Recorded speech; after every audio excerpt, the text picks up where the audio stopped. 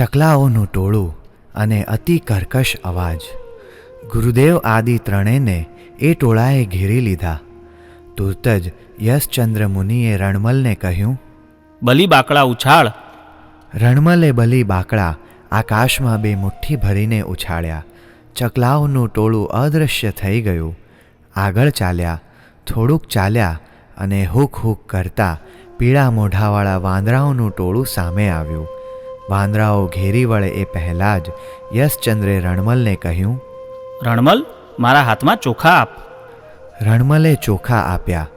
યશચંદ્રે એ ચોખાને મંત્રથી મંત્રીને વાંદરાઓ ઉપર નાખ્યા. વાંદરાઓ અદૃશ્ય થઈ ગયા. હવે તેઓ સૈંધવી દેવીના મંદિર તરફ ચાલ્યા. મંદિર થોડુંક જ દૂર હતું. ત્યાં મોટા યમરાજ જેવા બિલાડાઓનું જંગી ટોળું સામે આવતું જોયું. યશચંદ્રે રણમલને કહ્યું, રણમલ, લાલ રંગના ફૂલો આ બિલાડીઓ સામે ફેંક. રણમલે ફેંક્યા ને બિલાડાઓ જાણે હવામાં ઓગળી ગયા. દેવીના મંદિરની સામે આવીને ત્રણે ઊભા. આચાર્ય દેવે દેવીના મંદિરના તોરણ આગળ ઊભા રહી સૂર્યમંત્રનું ધ્યાન કર્યું. યશચંદ્ર મુનિ બોલ્યા, હે દેવી, મોટા મોટા અસુરો જેમના પગની રજ પોતાના માથે ચડાવે છે, તે આ હેમચંદ્ર સૂરીનો આદર સત્કાર કર. તારા મહાન પુણ્યનો ઉદય છે કે આવા લોકોત્તર પુરુષ તારા અતિથિ બન્યા છે. ત્યાં અદૃશ્ય રહેલી દેવીનું અટ્ટહાસ્ય સંભળાયું. ધરતી ધ્રુજી ઉઠી, મંદિર ધણધણી ઉઠ્યું, પરંતુ ગુરુ શિષ્યનું રૂવાડું ના ફરક્યું. રણમલ પણ અડીખમ ઊભો હતો. દેવી પ્રગટ થઈ, રૌદ્ર ભયંકર રૂપ કર્યું, લાંબી લાંબી જીભ કાઢી આચાર્ય દેવની સમક્ષ ચાળા કરવા લાગી. આચાર્ય દેવ તો ધ્યાનમાં લીન હતા, પરંતુ યશચંદ્ર મુનિએ ત્રાડ પાડીને દેવીને કહ્યું, હે દુષ્ટ દેવી, તું મારા ગુરુદેવનું અપમાન કરે છે. મારી શક્તિની શું તને ખબર નથી? હું તને શાંતિથી સમજાવું છું, એટલે તું આ બધા ચાળા કરે છે? શું તું અમને ડરાવે છે? તો જોઈ લે હવે મારો ચમત્કાર. યશચંદ્ર મુનિએ 2 પગ પહોળા કર્યા, 2 હાથ કમર પર ટેકવ્યા અને મોઢેથી મોટો હું હું હું કરતો હુંકારો કર્યો. આખું મંદિર ધ્રુજવા લાગ્યું. બીજો હુંકારો કર્યો અને મંદિરમાં રહેલી બધી દેવીઓ સ્તંભિત થઈ ગઈ, જાણે ચિત્રમાં ચિતરેલી ના હોય. મુનિએ ત્રીજો હુંકારો કર્યો. કરતાની સાથે જ સૈંધવી દેવી ભયભીત થઈને ઉછળી ઉછળીને સીધી આચાર્ય દેવના પગમાં પડી. થરથર ધ્રુજતી દેવી 2 હાથ જોડીને આજીજી કરવા લાગી. હું આપના ચરણોની દાસી છું. આપ કહો તે કરવા તૈયાર છું.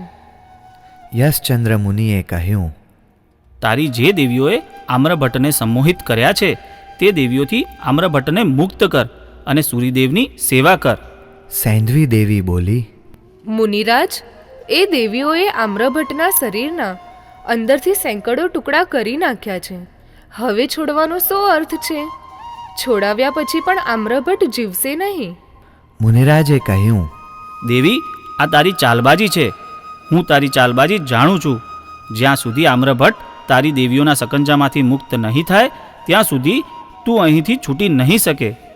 સૈંધવી દેવી ગભરાઈ ગઈ, જાણે કે લોઢાની સાંકળોથી બંધાઈ ગઈ હોય અને કોઈ એને કરવતથી કાપતું હોય તેવી ઘોર વેદનાથી ચીસો પાડવા લાગી. ત્યાં યશચંદ્રે સિંહનાદ કર્યો. ધરતી ધ્રુજી ઉઠી, આખું ભરૂચ જાગી ગયું. અરે, શું થયું? શું થયું? આમ બોલતા બોલતા લોકો ઘરોની બહાર નીકળી આવ્યા. સૌ ગભરાઈ ગયા. આમ્રભટ્ટને વળગેલી ડાકણો પણ ડરી ગઈ. તે બધી દોડીને સૈંધવી દેવીની પાસે આવી. ત્યાં આવતા જ યશચંદ્રે તે બધી ડાકણોને મંત્રશક્તિથી બાંધી દીધી. ત્યાંથી જરાય ખસી ન શકે એ રીતે જમીન પર ચોંટાડી દીધી. યશચંદ્રે કહ્યું, રે દુષ્ટાઓ, તમે આમ્રભટ્ટને સંતાડવાનું બંધ કરો, નહીતર હું તમને છોડીશ નહીં. ડાકણોના શરીરમાં એક સાથે હજાર હજાર ભાલા ભોંકાતા હોય તેવી ઘોર વેદના થવા લાગી. તેમની આંખો ભયથી વ્યાકુળ થઈ ગઈ. યશચંદ્રના ભયથી થરથર કંપવા લાગી. યશચંદ્રે ગર્જના કરતા પૂછ્યું, બોલો ડાકણો, શું વિચાર છે તમારો? આમ્રભટ્ટને મુક્ત કરવા છે કે નહીં? રોતી કકળતી ડાકણોએ કહ્યું, હે મુનિરાજ, અમને ક્ષમા કરો. અમે તમારા ભક્ત આમ્રભટ્ટને છોડી દઈએ છીએ, પરંતુ પહેલાં અમને મુક્ત કરો. નારેના, તમે મને છેતરી ના શકો. તમારા જેવી ડાકણો પર હું વિશ્વાસ ના કરું. પહેલાં આમ્રભટ્ટને મુક્ત કરો. તમને આટલું દુઃખ થાય છે તો આમ્રભટ્ટને કેટલું દુઃખ થતું હશે? હજુ માની જાઓ, નહીતર નરકની વેદના અહીં જ સહેવી પડશે. જમીન પર માથા પછાડી પછાડીને મરી જશો. મુનિવર, અમારી વેદનાનો પાર નથી. હવે અમે આમ્રભટ્ટને મુક્ત કરીએ છીએ. આ આચાર્યદેવનું શરણ લઈએ છીએ. કૃપા કરીને અમને મુક્ત કરો. અરે ડાકણો, તમારે આવા પરોપકારી પુરુષનું રક્ષણ કરવું જોઈએ કે ભક્ષણ? તમે જૈન ધર્મના દયા ધર્મને માનો. આ ગુરુદેવની સેવા કરો. જાઓ, તમને મુક્ત કરું છું. બધી દેવીઓ આચાર્ય દેવના પગે પડી. સૈંધવી દેવી પણ આચાર્ય દેવના પગે પડી જૈન ધર્મને સ્વીકાર્યો. બધી દેવીઓ પોતપોતાના સ્થાને ચાલી ગઈ કે તુરત જ આમ્રભટ્ટ ભાનમાં આવ્યા. તેમની બધી જ વેદના શાંત થઈ ગઈ. યશચંદ્રે રણમલને કહ્યું, રણમલ, હવે બધા જ ફળ અને નૈવેદ્ય સૈંધવી દેવીને ધરાવી દે, પછી આપણે ઉપાશ્રયે જઈએ. રણમલે દેવીની આગળ થાળ મૂકી દીધો. આચાર્ય દેવ, યશચંદ્ર મુનિ અને રણમલ ત્રણેય ક્ષેમ કુશળ ઉપાશ્રયે પાછા આવ્યા. રણમલે યશચંદ્રને કહ્યું, હે ગુરુદેવ, મને તમારો શિષ્ય બનાવો અને આવી મંત્ર વિદ્યાઓ મને પણ આપો કે હું પણ તમારી જેમ પરોપકારના કામ કરી શકું. ગુરુદેવે તેને આશીર્વાદ આપ્યા. તે પોતાના ઘેર ગયો. આમ્રભટ્ટ પોતાની માતા અને પત્ની સાથે સવારે આચાર્ય દેવની પાસે આવ્યા. વંદન કરી આમ્રભટ્ટ તો ગુરુદેવના ખોળામાં મસ્તક મૂકી ધ્રુસકે ધ્રુસકે રડી પડ્યા. આમ્રભટ્ટના મસ્તકે હાથ ફેરવતા ગુરુદેવે કહ્યું, અંબળ, શાંત થા. આવું બધું તો ચાલ્યા કરે. દેવી ઉપદ્રવ શાંત થઈ ગયો છે.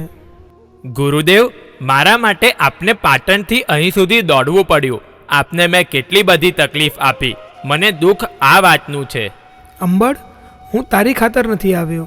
તું ઉદયન મહામંત્રીનો પુત્ર છે માટે નથી આવ્યો. હું આવ્યો છું જીન શાસનના એક સુપટની રક્ષા માટે. તું મારા જીન શાસનનો અજોડ યોદ્ધો છે. દુનિયામાં જીન શાસનનો વિજય ધ્વજ ફરકાવનાર છે. અનેક જીવોને અભયદાન આપનાર છે. માટે હું આકાશ માર્ગે અહીં આવ્યો છું. હવે અહીંથી પદયાત્રા કરીને પાછો પાટણ જઈશ. આમ્રભટ્ટના વયોવૃદ્ધ માતા પદ્માવતીએ કહ્યું, ગુરુદેવ, તમે મારા પરિવાર પર પરમ ઉપકાર કર્યો છે. જમરાજ પાસેથી મને મારો પુત્ર પાછો લાવીને આપ્યો છે. ભવોભવ હું તમારો ઉપકાર નહીં ભૂલું. આચાર્ય દેવે કહ્યું, માતાજી, હું તમારો ઉપકાર નથી ભૂલ્યો. તમારી ગોદમાં બેસાડીને તમે ચંગદેવને હેતથી ખવડાવેલું છે. વાત્સલ્યનું અમૃત પીવડાવેલું છે. એ દિવસો મને આજે પણ યાદ છે. મહામંત્રી ઉદયનને હું પિતા તુલ્ય માનતો હતો. સર્વજ્ઞ જેવા સૂર્યદેવના મુખેથી આ શબ્દો સાંભળીને આમ્રભટ્ટ અને એમના પત્ની ગદગદ થઈ ગયા. માતા પદ્માવતીએ આચાર્ય દેવના ઓવારણા લીધા. આચાર્ય દેવે કહ્યું, માતાજી, અમે આજે અને અત્યારે જ પાટણ તરફ પ્રસ્થાન કરીશું. હવે તમે સૌ નિશ્ચિંત રહેજો. ભગવાન મુનિસુરત સ્વામી તમારી રક્ષા કરો. રાજા કુમારપાલને ખબર ન હતી કે આચાર્ય દેવ વિહાર કરીને શા માટે અને ક્યાં ગયા છે. ત્યારે આચાર્ય દેવ પાટણ પધાર્યા. ત્યારે કુમારપાલ વંદન કરવા માટે ઉપાશ્રય આવ્યા. વંદન કરીને પૂછ્યું, ગુરુદેવ, અચાનક જ વિહાર કરી ગયા હતા? મને જાણ પણ ના કરી. ભરૂચથી સંદેશો આવ્યો માતા પદ્માવતીનો. આમ્રભટ્ટને દેવી ઉપદ્રવ થયો હતો. તુરંત જ પહોંચવું પડે એમ હતું. એટલે આકાશ માર્ગે ભરૂચ જવું પડ્યું. પહેલેથી છેલ્લે સુધી બધી વાત રાજાને કરી. કુમારપાલના આશ્ચર્યનો પાર ન રહ્યો. રાજાએ યશચંદ્ર મુનિના દર્શન કર્યા. ધારી ધારીને એ મંત્રસિદ્ધ મુનિવરને જોયા. રાજાનો ગુરુદેવ પ્રત્યેનો ભક્તિભાવ 1000 ગણો વધી ગયો. આવા ગુરુદેવની છત્રછાયામાં રાજા અને પ્રજા નિર્ભય અને નિશ્ચિંત રહે, એમાં આશ્ચર્ય શાનું? કુમારપાલે ગુરુદેવની ભાવપૂર્ણ પ્રશંસા કરી. આમ્રભટ્ટના ભાઈ વાઘભટ્ટ પણ ભાવવિભોર બની ગુરુદેવના ચરણોમાં આળોટી પડ્યા. આચાર્ય દેવની કીર્તિને 4 ચાંદ લાગી ગયા.